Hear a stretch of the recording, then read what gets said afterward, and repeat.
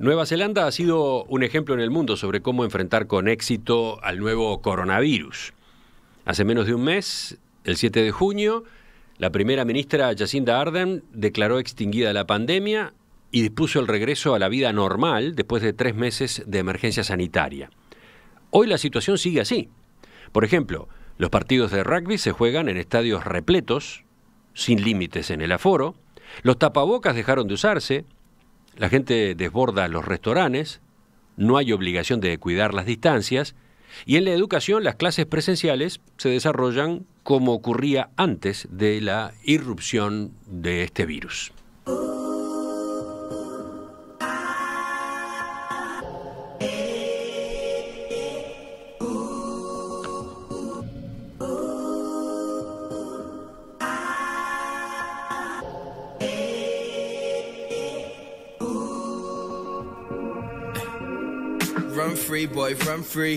Sin embargo, en estas semanas ocurrieron 2 hechos que llamaron la atención, por lo menos desde afuera. Uno, una falla en el control de la cuarentena de los viajeros.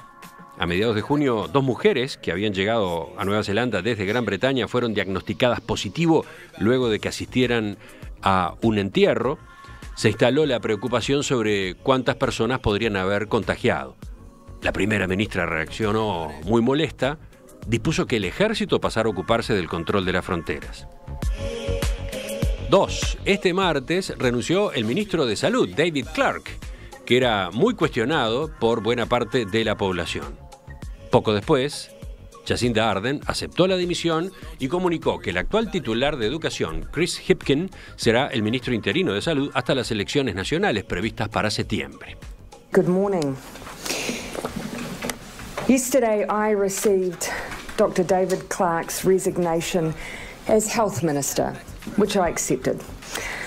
Last week I had discussions with Dr. Clark. We talked about how important the COVID response was and the need for that to be our primary Es esencial focus. que los altos cargos de la salud cuenten con la confianza de los neozelandeses, decía Jacinda Ardern.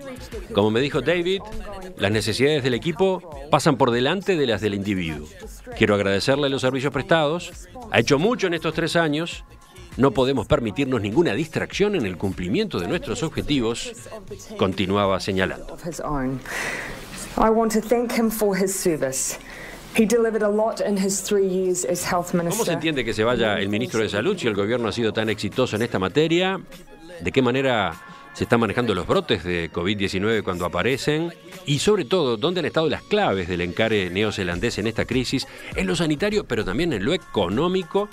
De eso es que vamos a conversar en los próximos minutos. Vamos a poner al día Nueva Zelanda, que ya nos ocupó.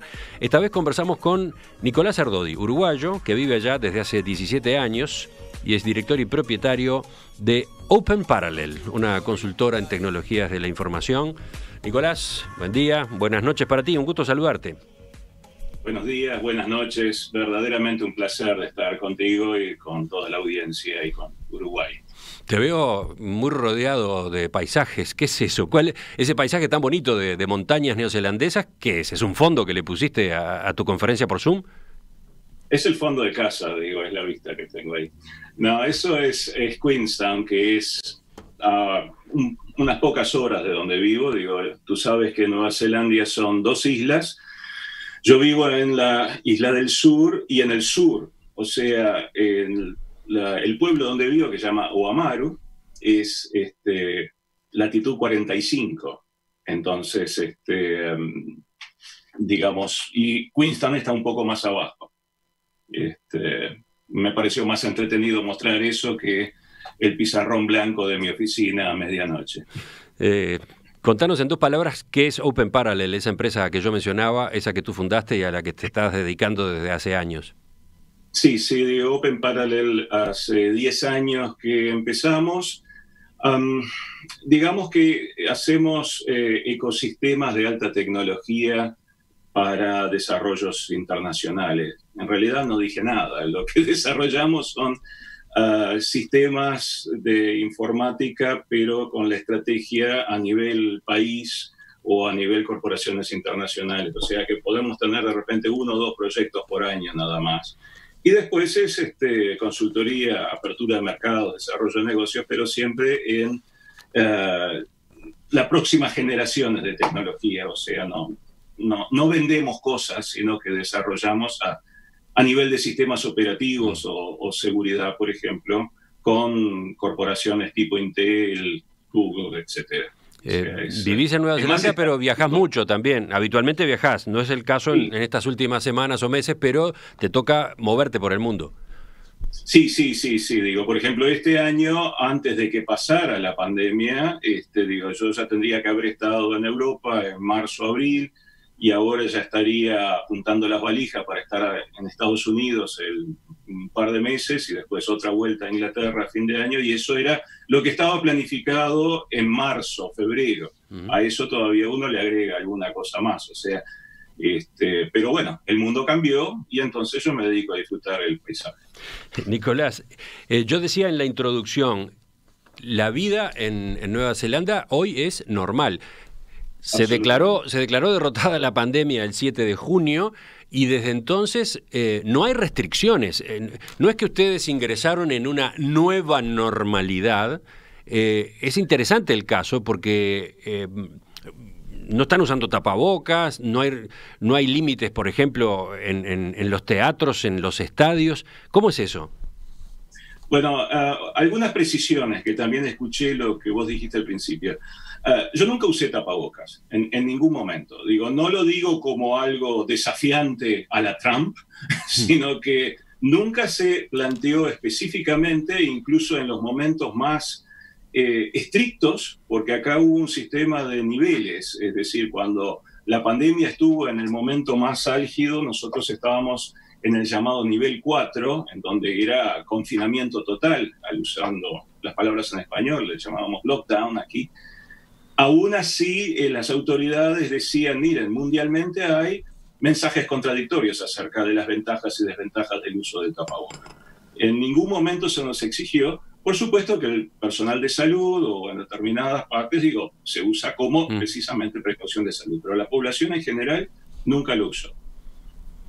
Había, por ejemplo, cuando tú ibas al supermercado, que nos dejaban entrar de una persona y hacer cola con los 2 metros de distancia, y entonces las cajeras del supermercado usaban guantes, tapabocas, y además habían instalado, las cajas acá son como en cualquier supermercado del mundo, pero habían instalado una mampara de plástico de más de 1 metro de altura, o sea que, como si fueran un banco. Es decir, no tenías micrófono, pero no había ningún contacto directo, y además, por ejemplo, las tarjetas de crédito, no aceptaban efectivo, lo cual tiene mucho que ver con la sociedad. Yo de hace 17 años que dejé de usar efectivo prácticamente, pero acá literalmente no se usaba efectivo, y además las tarjetas de crédito se usaban con disculpame que se me fue el español, el PayWave. O sea, sin contacto, que tú no usabas el chip, ¿no? Y lo que se hizo, y esto es lo bueno, la interacción entre gobierno y sociedad, los bancos o Visa, Mastercard tenían un límite de $80. Cuando empezó la pandemia lo aumentaron a 200 para el uso sin contacto. Pero, entonces, quería decirte otro detalle que vos comentaste con respecto a ¿qué se hizo? ¿Qué se está haciendo? Tú mencionaste que se llamó el Ejército para el Control. No, pero vamos por partes. Mi pregunta era a propósito de cómo es la vida hoy, porque acá estamos prácticamente resignados a que cuando transcurran los próximos meses vamos a tener una serie de limitaciones en la vida cotidiana hasta que exista la vacuna, por ejemplo, ¿no? En Nueva Zelanda no están en ese plan. Para nada. Es decir, lo tuvimos, pasamos por varias, y según tengo entendido, las más severas del mundo. O sea, el nivel 4, prácticamente uno no salía de la casa. Es decir, uno salía una vez por semana a ir al supermercado. Y dejaban ir a una persona sola de la familia y no podían haber más de un determinado número de personas dentro del supermercado. Y además, la mayoría de los comercios estaban cerrados. O sea, hubieron varias polémicas de nivel empresarial, porque un supermercado que es de una organización con cierta resistencia económica puede estar abierta, pero el almacenero no. Tú decís, las restricciones en el momento de la emergencia sanitaria fueron muy fuertes, pero ahora no hay ninguna. absolutamente normal. Digo, la vida que nosotros tenemos desde hace... Ya me olvidé, digo, tú mencionabas fechas, yo literalmente ya perdí el control de todas las fechas porque digo, la vida que tenemos es completamente normal. La gente se abraza, la gente se besa, la gente trabaja una al lado de la otra. Por ejemplo, ¿qué partido de rugby había ayer allí en tu ciudad? Sí, digo, se le llama el partido sangriento, que es simplemente los dos equipos liceales de cada uno de los dos liceos. Y yo vivo en un pueblo de 13.000 personas, entonces éramos unas 2.000, 3.000 personas llenando el estadio. Digo, la vida es absolutamente normal, bueno, con la excepción de los viajes al exterior. Ahora hablaremos de eso, pero hablando de viajes, detengámonos ahora en estos dos hechos que salieron de Nueva Zelanda en estas semanas después de que regresaron a la normalidad. ¿Qué pasó con ese brote que provocaron esas dos mujeres llegadas desde el Reino Unido? Te explico y le pongo el contexto también de cómo se ve acá versus cómo se ve afuera. Es decir, antes de que, cuando estuvimos en el nivel más serio, no entraba ni salía prácticamente nadie. Nueva Zelanda, como sabés, es un país remoto, por lo tanto, la gente viaja mucho. Y aparte es un país turístico, digo, los viajes bajaron prácticamente a nada. Entonces, después venía la gente, yo qué sé, absolutamente indispensable y casi nadie. Cuando empezaron a abrirse las fronteras, ¿qué es lo que empezó a pasar? Empezaron a volver los neozelandeses que habían quedado atrapados, por decirlo de alguna manera. Te pongo un ejemplo. Los que entraban antes eran los del, ¿cómo se llamaba este barco que estuvo en Montevideo? ¿El Mortimer? Sí, Greg Mortimer. Exacto, digo. Esa era la única gente que entraba en la época de la pandemia. Ahora, en Nueva Zelanda somos 5 millones de personas, pero hay casi 1 millón más por el mundo. Pero no son exiliados económicos, es gente que se va porque quiere, por una serie de razones. Y cuando se da cuenta que entre vivir en California y volver a casa, se agarran el primer avión que puede. Entonces, de repente, cuando se abrieron las fronteras, limitadamente, pero abierta al fin, se desbordó la logística. Y entonces, hubieron algunas, estoy hablando de cientos de pasajeros, no de miles o decenas de miles que venían. Yo qué sé, el aeropuerto de Auckland acepta millones de personas por año. Digo. Entonces, simplemente un par de pasajeras que vinieron en lo que se llama misión de piedad, venían para el entierro o algún familiar directo estaba por fallecer, era alguna cosa así. Aterrizaron, fueron a un hotel en Auckland y después no les tomaron bueno, estoy tratando de recordar, digo, los detalles no me acuerdo exactamente, pero después se fueron manejando hasta Wellington, que son 700 kilómetros. Es como si dijeras, me voy a un entierro en Bella Unión, aterrizo en Carrasco y me voy hasta Bella Unión. ¿Y cómo podés garantizar de que no paraste?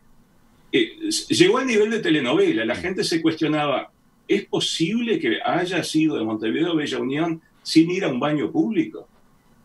¿Es posible que haya sido de Montevideo a Bella Unión sin haber comprado una golosina, un refrigerio? Y hasta hubo gente de una radio que dijo, mira, yo me voy a tomar y puedo ir en un solo tanque de nafta. Pero el hecho es que pasó. Hubo ¿cómo se puede decir? Una falla en el sistema de control del confinamiento de esa persona. Y la primera ministra reaccionó muy enojada. Y llamó a las Fuerzas Armadas, por decirlo de alguna manera, para que se hagan cargo de la logística. Que eso eran los titulares. Bueno, la gente del ejército por lo menos entiende de logística. Y ese es, porque digo, cuando vos dijiste que el ejército haga cargo del control de fronteras, si uno lo escucha desde el punto de vista uruguayo, suena de una manera. Pero acá no había control con una persona con una ametralladora esperándote. Entonces, lo que hicieron es que, bueno, el ejército de las Fuerzas Armadas entiende mejor la logística que un funcionario de cierta posición marginal, por decirlo de alguna manera, que está haciendo con otro empleado de un hotel que de repente le dijeron que, pero tenés que limpiar, pero ponerte un tapaboca. ¿Por qué?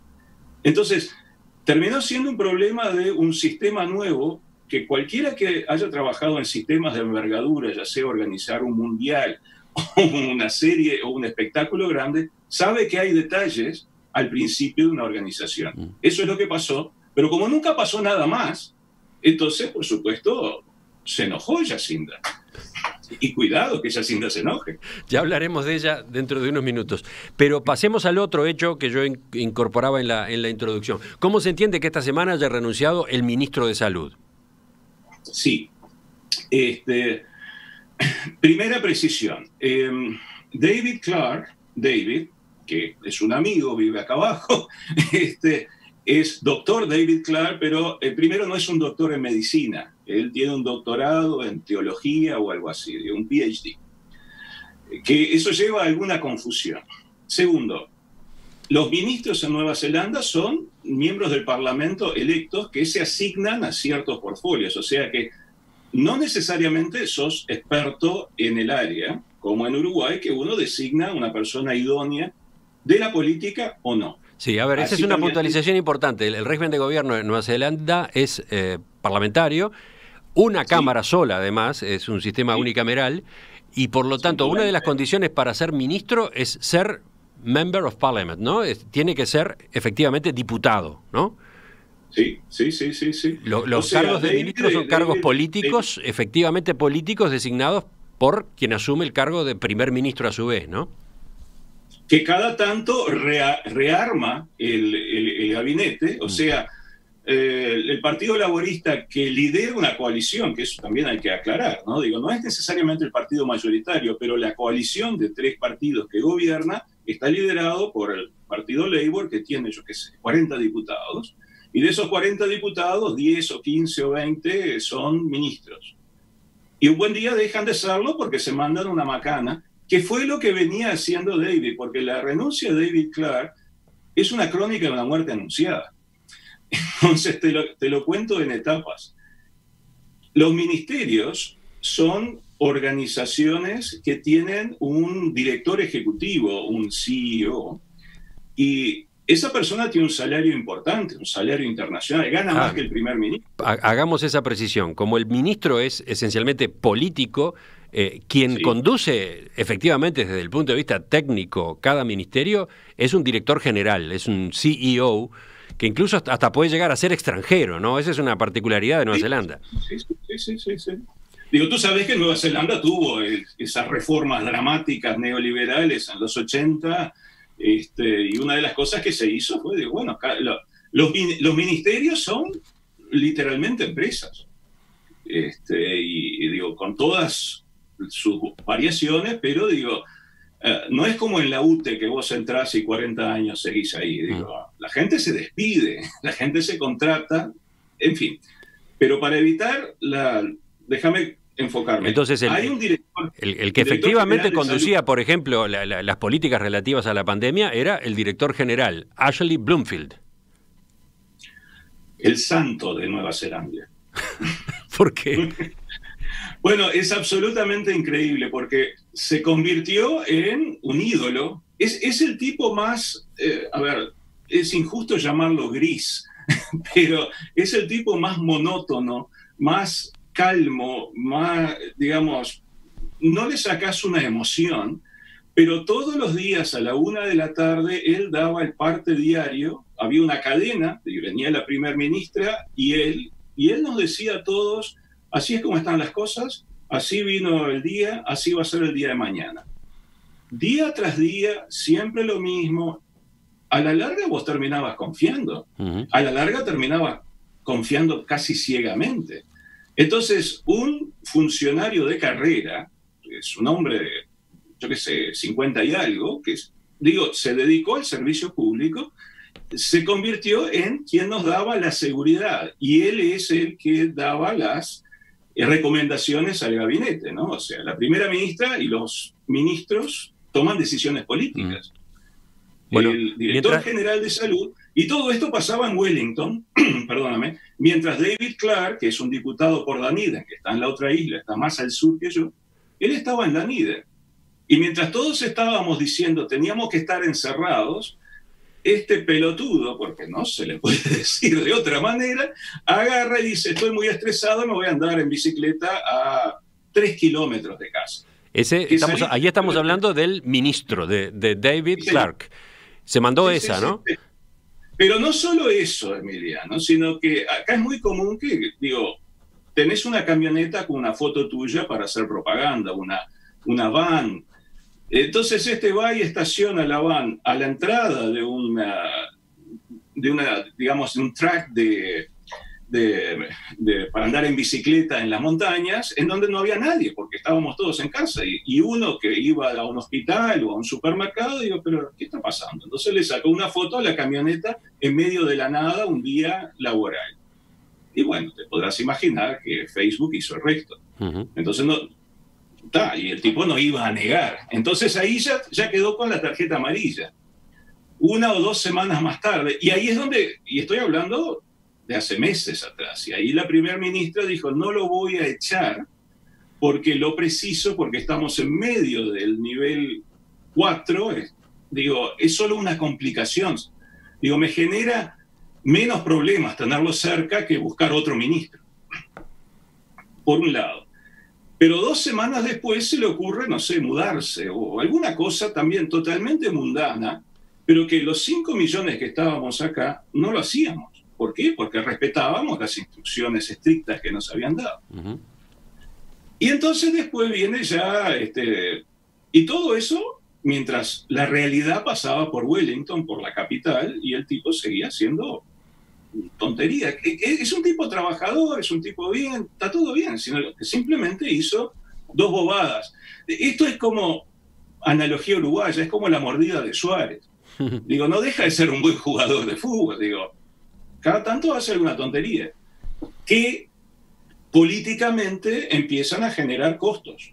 Y en determinado momento, cuando todos tienen que estar concentrados en hacer, digamos, sacar el país adelante, seguir una disciplina, que los medios de comunicación, algunos sensacionalistas, se enfoquen en esos detalles, digo, es una distracción. Entonces llega un momento, y después cuando pasa esto de las 2 inglesas, nuestras Carmelas, por decirlo de alguna manera, este ministro no tiene mejor idea que decir, en vivo, el director general de salud asumió la responsabilidad de que haya habido una falla en el sistema. Los periodistas, que siempre están buscando, te agarré, dicen, pero pará, no es que vos sos el ministro y todo, la responsabilidad final es del ministro. Y ahí ya fue una cosita, todas menores, pero empezó a ser políticamente ya pesado, ¿no? Entonces, como dijiste, acá hay elecciones es el 19 de septiembre, pero y este es un detalle muy importante, dentro de 2 o 3 semanas se termina el Parlamento. Y entonces empieza la campaña política, porque acá las campañas políticas son de 1 o 2 meses nada más. Pero bueno, hay que hacer campaña política. Entonces, si se termina el Parlamento y tenés un ministro que no te sirve, o sea que es una decisión política, no tiene mucho que ver con la pandemia. Él ya era un peso muerto desde hace semanas, meses atrás. En la opinión pública estaba liquidado y entonces la primera ministra decide sacarlo en este momento. Queda, de todos modos, el director general, que es el verdadero artífice de todo el manejo de la pandemia en Nueva Zelanda. Eso nunca se cuestionó. Es más, te diría que la población estaría... Si alguien atenta decir algo en contra de Dr. Ashley Bloomfield, tiene...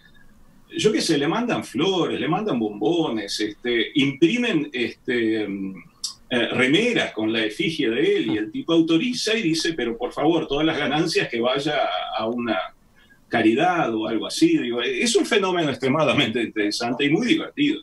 Así que la figura, la estrella es el director general, no el ministro, por todas estas consideraciones que tú estabas haciendo recién, que creo que resultan muy interesantes, muy ilustrativas. Pero enseguida continuamos, vamos por otros lados. Volvemos en unos minutos a la charla con Nicolás Erdodi, uruguayo residente en Nueva Zelanda. Creo que a través del tema de la pandemia, de la emergencia sanitaria, estamos comprendiendo algunas de las claves del funcionamiento de ese país. Seguimos en diálogo con Nicolás Erdodi, uruguayo, radicado hace 17 años allá, que vive, como él mismo señalaba al comienzo, en un pueblito que se llama Oamaru, en la isla Sur, al norte de la isla Sur.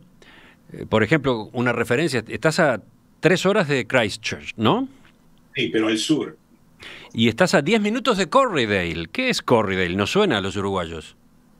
Corriedale es un paraje que habrá, no sé, 2 o 3 casas y 3 o 4 estancias, y un día, hace unos cuantos años, pasaba por ahí en bicicleta y de repente veo una placa que dice, acá se generó la raza Corriedale. Ya está. Digo, es muy ilustrativo, muy ilustrativo a propósito de algunos de esos vínculos fuertes que tiene Uruguay con Nueva Zelanda, ¿no? Uno viene por este lado, por el de la producción ovina. Sí. Pero volvamos a nuestro tema, volvamos a la pandemia de COVID-19 y cómo la enfrentó Nueva Zelanda. Sería bueno hacer un repaso rápido de dónde estuvieron los secretos, de dónde estuvieron los puntos principales de la estrategia que se siguió. Ya mencionaste varios. Para redondear, ¿qué dirías? Yo diría que, primero, pensar todos como un equipo. Se hizo mucha propaganda del equipo de 5 millones, que eso es muy parecido a Uruguay y un equipo de 3 millones desde el punto de vista futbolístico en Uruguay. Acá fue más una cuestión de cohesividad social. Uh-huh. Y eso es importante, digo, una cohesividad social inherente a cómo el neozelandés se ve a sí mismo como sociedad. Una sociedad joven en comparación, pero una sociedad cohesiva a pesar de la enorme diversidad. Digo, se dice que hay 200 culturas en Nueva Zelanda, 300 idiomas se hablan por todos los inmigrantes y refugiados.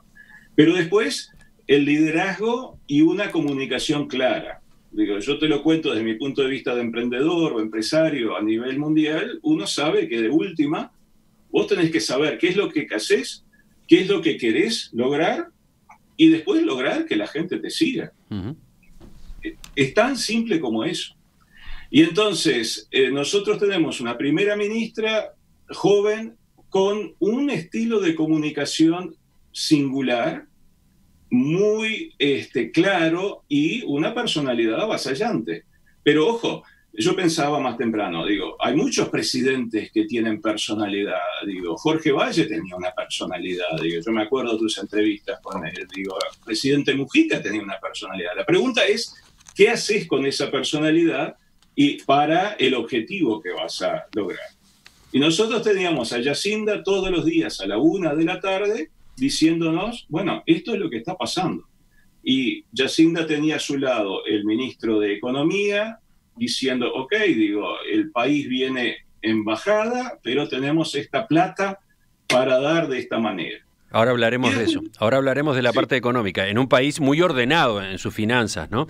Que ahora está pasando, de todos modos, en cuanto a la actividad empresarial, etcétera, está pasando por problemas, enseguida los veremos. Pero tú decías, la comunicación de Jacinda Ardern, el liderazgo de ella, fue clave. Sí. Yo lo resumiría en estas 3 cosas.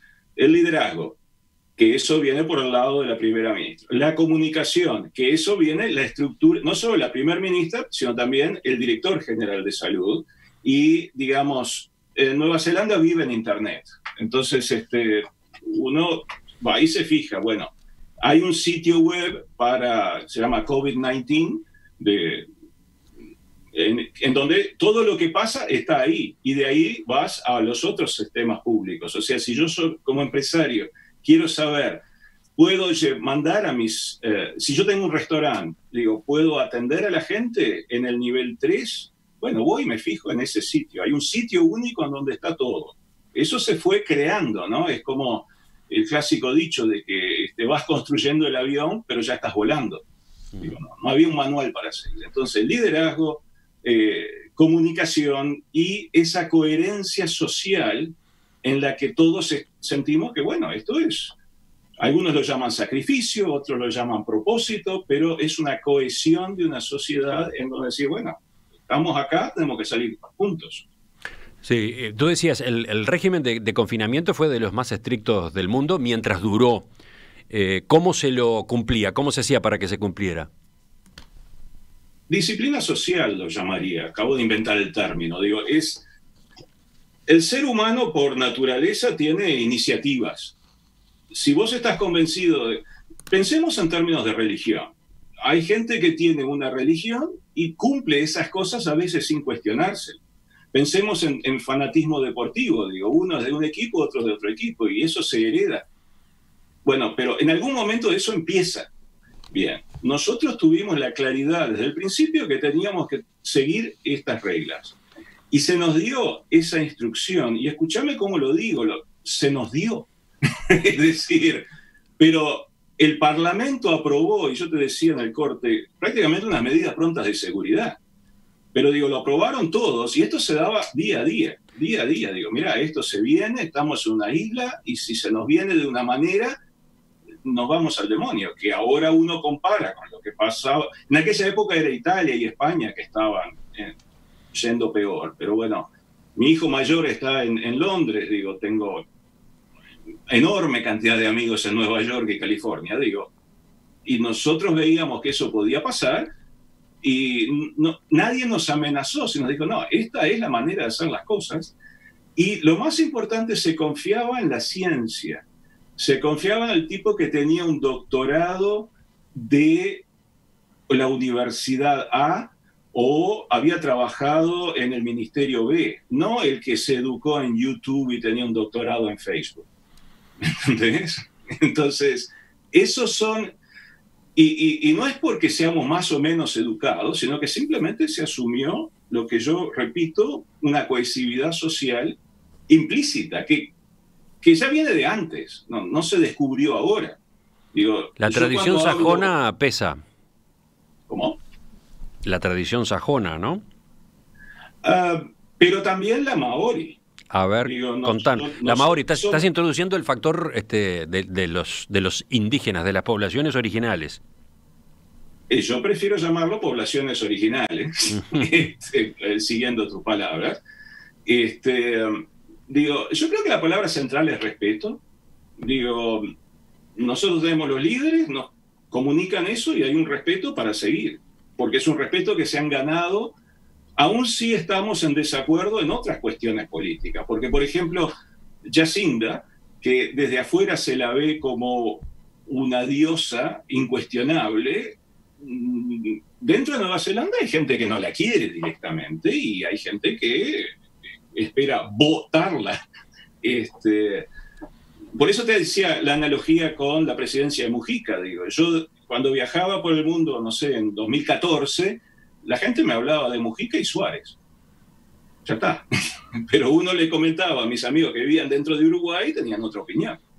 Entonces, esa disciplina de la sociedad que tiene algo que ver, como tú bien dijiste, sajona, porque como me dijo una vez un amigo, así es como se construyen soldados de un imperio. Si vos sabés que hay disciplina que se debe seguir, pero no es militar, es convicción, es respeto. ¿Ah? Y la parte maori es similar hacia los superiores, hacia las personas que tienen trascendencia, generalmente personas que lideran la colectividad, la tribu, etc. Entonces se produce esa combinación. Mi ejemplo siempre es las señales de tránsito. Cuando hay una luz roja, la gente para. En otros países del mundo, una luz roja es una sugerencia. Mirá que puede venir un auto del otro lado. ¿Entendés? Esas cuestiones de disciplina, es como tirar basura en la calle.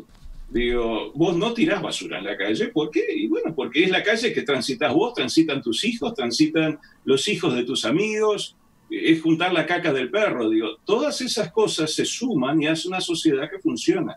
No quiere decir que no haya basura en las calles, no es Suiza. No quiere decir que no haya caca de perro, pero hay mucho menos, y porque se entiende que es un bien común. Y ese bien común está muy ligado a la cultura maori también. Enseguida, en la última parte, vamos a charlar de la repercusión económica de la emergencia sanitaria, cómo se manejó desde el arranque este factor, cómo está hoy Nueva Zelanda, qué es lo que viene en esa materia. Volvemos a la charla con Nicolás Erdodi en unos minutos nada más. Nicolás sigue mostrándonos paisajes de Nueva Zelanda, sacó todo el arsenal de fotos. ¿Qué es esa playa que está ahí atrás de ti en este momento? Bueno, esto es literalmente la playa a 3 minutos de casa y esa es Missy, esa es la perra que saco a pasear de la playa cuando es de día. Bueno. Y como verás, está toda súper poblada, ¿no? Digo, muy tranqui, ¿no? Un día normal de entre semana. Nicolás, ¿qué medidas tomó el gobierno, decía yo, para frenar, para atenuar el impacto de la emergencia sanitaria en las empresas, en el mundo del trabajo? Mira, como se venía el confinamiento, o sea, el cierre del país prácticamente, a no ser los servicios esenciales, bueno, la gente se quedaba en casa. Y pasaban cosas, descubrimos Zoom, pero... ¿Ustedes también descubrieron Zoom con esto, con el COVID-19? Bueno, lo voy a hacer un poco agrandado y voy a decir, Zoom lo manejaba desde hace tiempo, pero la gente en general, pasó a descubrir que se podía trabajar y tener buena productividad sin necesidad de ir a la oficina. La famosa reducción de la contaminación y eso, pero bueno, el gobierno lo que decidió desde el primer momento, bueno, acá hay un paquete de dinero que nosotros vamos a darle a la población que cumpla ciertas condiciones para subsidiar los salarios. Entonces, el primer paquete era de 12 semanas, en donde se subsidiaba por una cifra fija, y la condición era que tu ingreso había bajado, no sé, un 30% en comparación al ingreso que tenías hace 2 meses atrás, o algo así. En el caso mío, yo organizo una conferencia todos los años, una conferencia chica de 100 personas o menos, pero de gente que viene de todo el mundo, gente muy especializada de supercomputación y tecnología, ¿no? Y fue la última semana, vino una persona de Japón que fue el primero que no me estrechó la mano. Estamos hablando de mediados de febrero. Esa conferencia yo logré hacerla, pero con, no sé, el 30% de la cantidad de gente que solía venir. No perdí plata por casualidad, pero toda la plata que uno pensaba ganar para hacer otras cosas no apareció. Entonces aplico el subsidio y el gobierno me da una cantidad fija, Eso llevó 1 o 2 semanas a procesar. Y eso otras empresas aplican, por ejemplo, empresas agropecuarias aplican, y bueno, y el gobierno distribuye miles de millones de dólares, no millones, miles de millones de dólares. Y eso llega a su término. Eso no evita que ciertas empresas tengan que despedir gente. Por ejemplo, la aerolínea nacional, Air New Zealand, que no es muy conocida, pero es literalmente la mejor aerolínea del mundo por todas las encuestas aquí y allá, porque bueno, nosotros para viajar, para mí un viaje corto son 13 horas. Para mí llegar a Europa son casi 30 horas. Entonces uno se acostumbra a viajar. En Air New Zealand, concretamente, ahí sí hubo despidos, decías. Miles de personas. Se ven en las fotos, las azafatas trabajando de reponedoras de supermercado, porque lice ya se terminó. El mercado desapareció. Yo qué sé, es como si vos fueras, no sé, conductor o guarda de pasajeros de AFE. Y bueno, AFE desapareció. Entonces termina un mercado y, bueno, hay gente que pierde el trabajo. Y como esa gente no puede ir a buscar otro trabajo porque el país está cerrado, el gobierno dice, ok, mantén a esa gente en la planilla que nosotros te damos la plata para pagar el sueldo. Esas 12 semanas cerraron, ¿sí? Sí, decías, entonces. Esas 12 semanas terminaron hace 1 o 2 semanas. Y entonces dicen, bueno, algunas empresas ya están funcionando. Las empresas agropecuarias siguieron vendiendo comida. Las empresas de salud siguieron. Hay una empresa acá que hace respiradores. Te imaginarás que vende por todo el mundo. Disparate. Entonces, hubo muchas empresas que habían pedido ese subsidio original Y ya dijeron, mira, en realidad no lo precisamos. Empezaron a devolver, literalmente. Ahora te digo las cifras en un minuto. Pero hace 1 o 2 semanas empezó la segunda tanda, que son 2 meses, 8 semanas más. Y entonces el criterio era diferente. Dice, mira, digo, si en estos 30 días vos ganaste, no sé, 100 el año pasado, o sea, en mayo del 2019 ganaste 100 y este año solo ganaste 60, te corresponde el subsidio. Y yo me fui a fijar en las cuentas, digo, ¿sabés lo que? Es mi caso, digo, vamos a ver. Llené, digo, primero no lo había querido hacer porque, digo, uno termina diciendo, no hay que hacer lo que no te corresponde, pero después digo, no, me corresponde y en realidad sirve. Lleno el formulario, me voy al supermercado, apreté enviar, todo es online, y estoy en el supermercado, recibo un mensaje de texto automático que dice, señor director de Open Parallel, su subsidio ha sido depositado. 25 minutos demoró. O sea, llenaste un formulario electrónico de 4 páginas y a los 25 minutos tenías... ¿Una página? ¿Y a los 25 minutos tenías el depósito en tu cuenta del banco? Exactamente. Así nomás. Porque bueno, todo entra en el sistema de la impositiva que coteja que la empresa existe, que el empleado existe, que ya tuvo el subsidio anterior, digo, bing, bing, bing, afuera.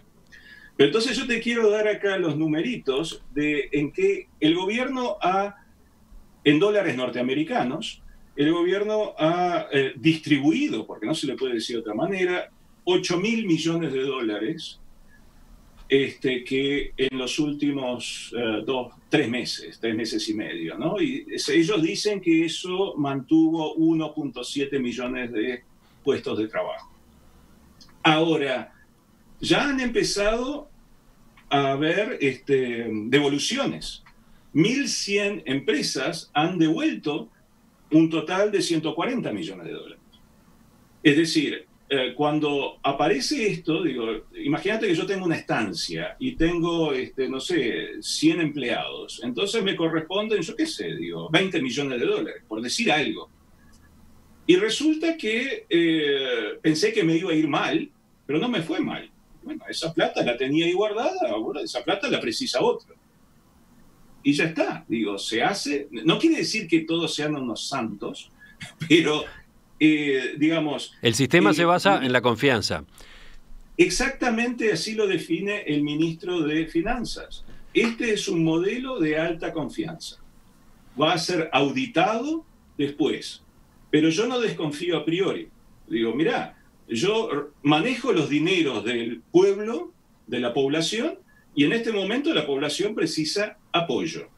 Bueno, entonces distribuyo, porque aparte ha habido una disciplina de hace muchos años. No es que Nueva Zelanda es un país sólido, pero no es un país, digamos, floreciente en manera de plata. Yo siempre le digo a la gente que quiere inmigrar, digo, esto no es una economía de altos salarios. Digo, si vos querés hacer plata a lo loco, anda a Estados Unidos. Yo qué sé cómo te la vas a arreglar, pero es un país en donde se organizan las cosas de manera sólida.